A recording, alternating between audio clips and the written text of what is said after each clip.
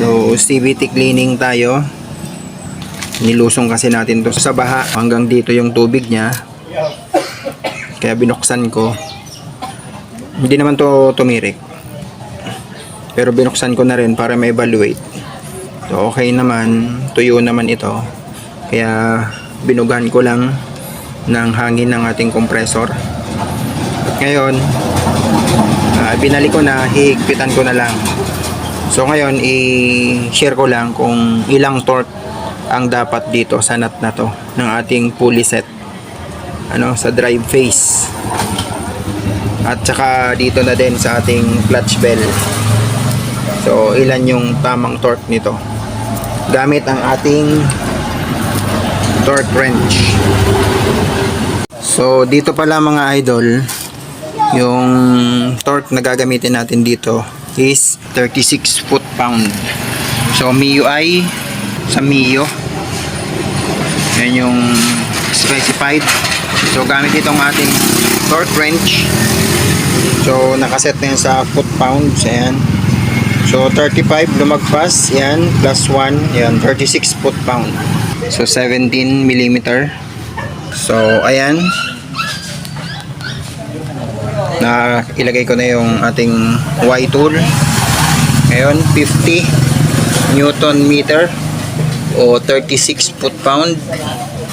So higpitan na natin. Pag tumunog yan, okay na yan.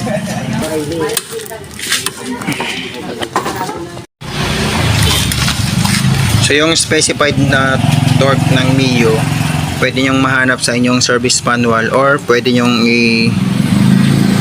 search nyo na lang sa Google. So pag narinig nyo sa inyong torque wrench yung tunog na tick, so okay na yun, tama na yung torque nya. Tulad nito, isa pa mga idol,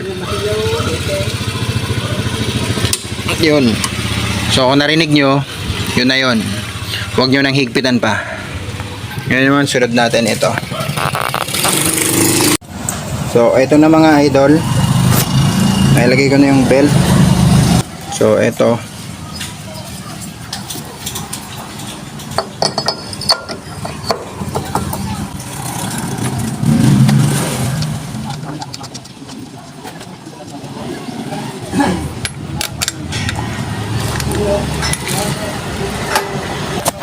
so gamit tayo ng pangontra.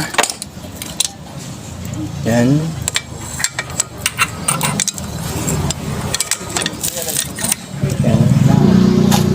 At higpitan natin. So okay na yung pangontra. Ayan, inapakan ko lang. So 29 Newton meter or 29 foot-pounds or 40 Newton meter. So again, pag narinig yung ticking sound, may quit na yan.